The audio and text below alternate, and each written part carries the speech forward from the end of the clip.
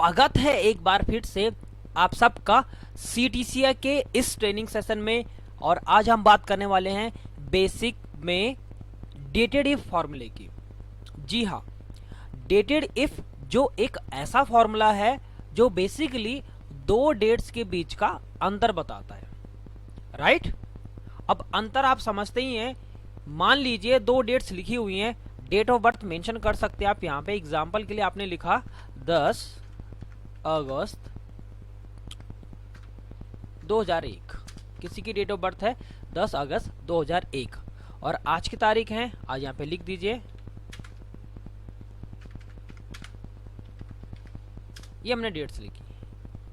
अब ये जो दो डेट्स हैं, इन डेट्स के बीच का अगर आपको अंतर निकालना हो तो आप यहाँ पे अंतर निकालेंगे इन फॉर्मूले की मदद से।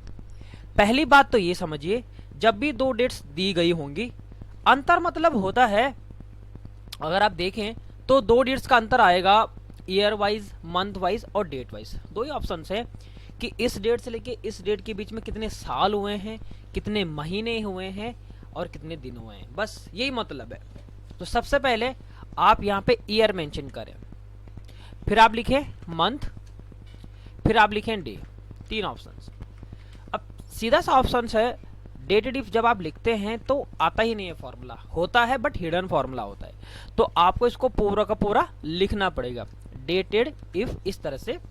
अब यहाँ पे छोटी डेट सेलेक्ट करनी है, तो छोटी डेट होगी बेसिकली डेट ऑफ बर्थ वाली, यानी कि ये, और इसके बाद बड़ी डेट कौन सी होगी, ये वाली। तो इस डेट और इस डेट के बीच का अंतर अब आप निकालना चाहते हैं, y मीन्स इनवर्ट कॉमा में आप y लिख दीजिए, दैट मीन्स ईयर, राइट। तो इस डेट से लेके इस डेट के बीच का जो अंतर आया वो आपके आया है 19 साल। यहाँ पे बड़े गौर से आपने देखा कि डेटेड इफ आपने लिखा, अगर आप फॉर्मूला देखें यहाँ पे, छोटी डेट सेलेक्ट करिए, बड़ी डेट सेलेक्ट करिए और इनके बीच का डिफरेंट निकालने के लिए आपको यहाँ पे y मेंशन कर दिया।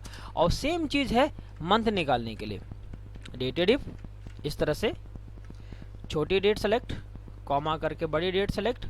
अब इनवर्ट कॉमा में अगर आप यहाँ पे m लिखेंगे तो m से टोटल महीने आ जाएंगे, जब से लेके तब तक, राइट। अगर आप यहाँ पे ब्रेक मोड चाहिए, जैसे 19 साल 5 महीने 10 दिन एग्जाम्पल के लिए, तो आप यहाँ पे लिखेंगे YM से क्या होगा कि ये ब्रेक मोड में चलेगा और आंसर आएगा 19 साल 11 महीने। इतना समझ में आ रहा है? आपको यहाँ पे लिखना होगा YM। सेम इसी तरह दिन निकालने के लिए आप लिखेंगे डेटेड इफ, इस तरह से, ब्रैकेट ओपन, छोटी डेट कॉमा करके बड़ी डेट और इनवर्ट कॉमा के अंदर अगर आप लिखेंगे MD मतलब मंथ के साथ दिन वाला, तो ये ब्रेक मोड में चलेगा। ये जितने भी आएंगे दोनों, ये ब्रेक मोड वाला पार्ट है। यहाँ पे बड़ा इजीएस्ट तरीका है, ये मैंने आपको बताया। तो ईयर निकालने के लिए आप लिखेंगे छोटी डेट बड़ी डेट इनवर्ट कॉमा में y, मंथ लिखना है और निकालना है बेसिकली, तो डेटेड इफ छोटी डेट बड़ी डेट और इनवर्ट कॉमा में YM। अगर आप m लिखेंगे तो टोटल महीने निकाल देगा, राइट।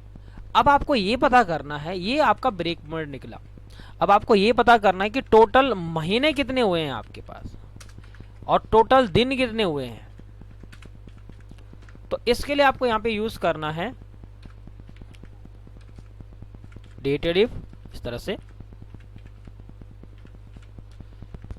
छोटी डेट कॉमा करके बड़ी डेट और इनवर्ट कॉमा में आप लिखेंगे सिंगल m।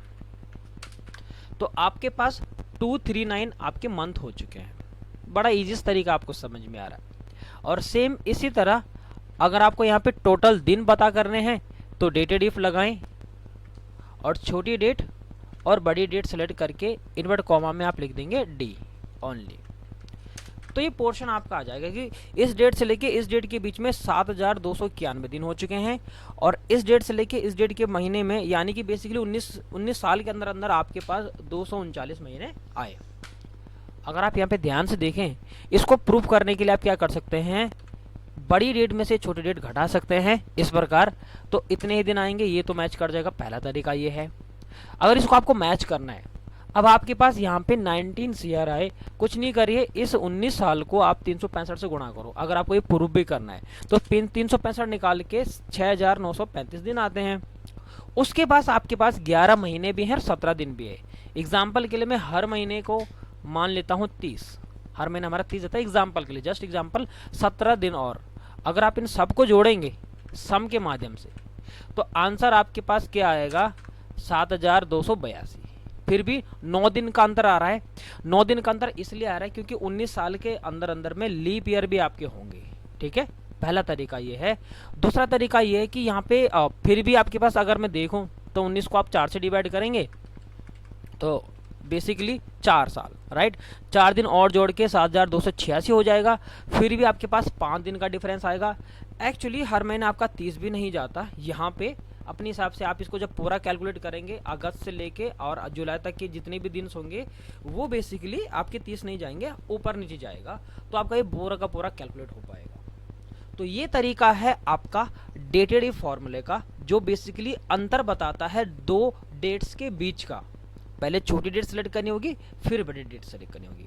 तो थैंक यू सो मच इस वीडियो को अपना प्यार देने के लिए। इस वीडियो को आप बिग थम्स करिए, लाइक करिए, कमेंट करिए, सब्सक्राइब करिए हमारे चैनल को। Thank you so much.